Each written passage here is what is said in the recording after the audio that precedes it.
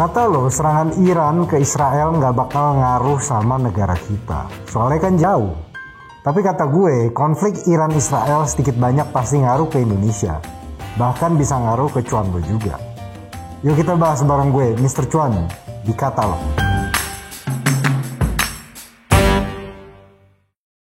Konflik di Timur Tengah makin memanas cuy.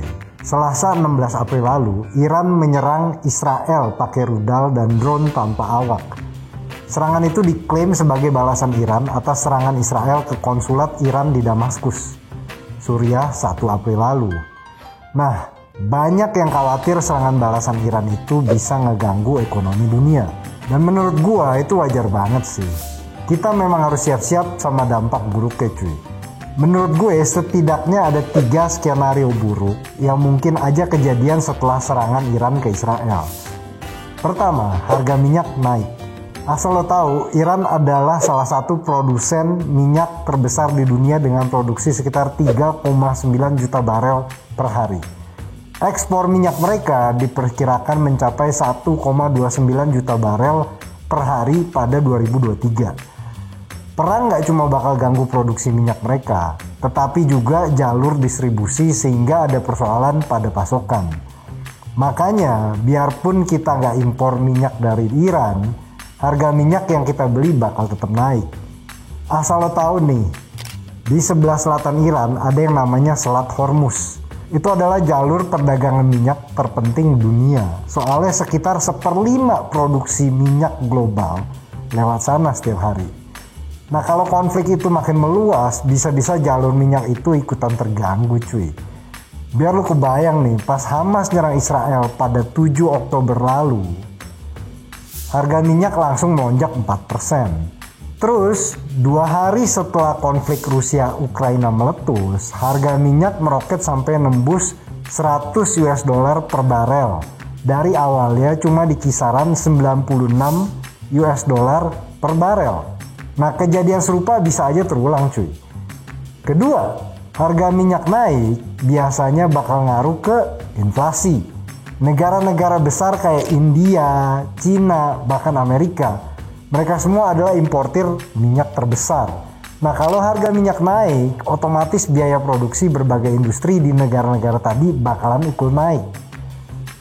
Barang-barang online shop murah dari Cina yang biasa lo beli, bisa jadi ikutan naik harganya.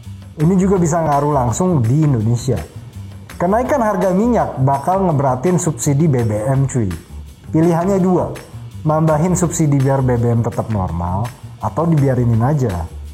Kalau subsidi BBM ditambah, berarti beban APBN makin berat.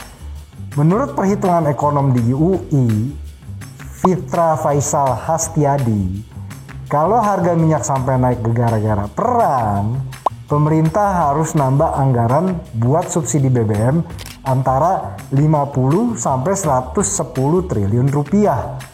Itu berarti defisit fiskal makin tinggi karena pengeluaran pemerintah lebih gede ketimbang pemasukan dari pajak. Itu kalau pemerintah mau nambah subsidi BBM. Kalau nggak ditambah, berarti harga BBM bakal naik dan itu bakal juga ngerembet ke harga sembako. Ujung-ujungnya nurunin daya beli masyarakat cuy. Ketiga, suku bunga bakalan naik.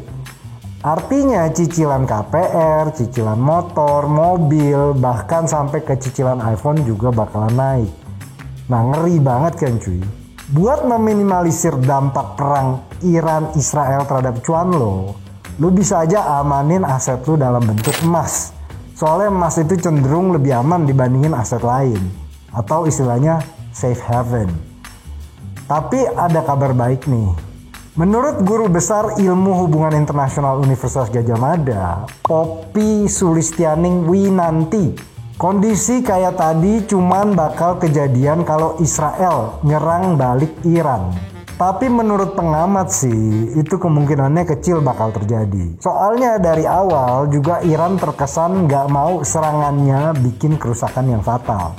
Tanda-tandanya mereka ngasih tahu Israel kalau mereka bakal nyerang balik. Makanya serangan rudal Iran bisa ditangkal sama Israel dan sekutunya. Udah gitu Amerika juga udah wanti-wanti supaya Israel nggak nyerang balik. Ya semoga Israel nggak nyerang balik sih. Kalau sampai kejadian kita semua bisa berabe cuy. Sekali lagi, itu kata gue. Kalau kata lu gimana? Menurut lu, dampak apalagi yang bisa terjadi sama ekonomi kita kalau konflik di Timur Tengah terus memanas? Kalau lu punya argumen, ide, atau masukan soal konten yang bisa bikin lucuan, langsung aja sampein pendapat lu sesuka hati. Oh iya, jangan lupa juga ya subscribe YouTube Kata Data Indonesia, Instagram dan TikTok gua di @thereal_Mr. Cuan. Sebelum pamit, gue mau ngucapin selamat lebaran buat lo pada. Mohon maaf lahir batin ya cuy. Gue, Mr. Cuan, ciao.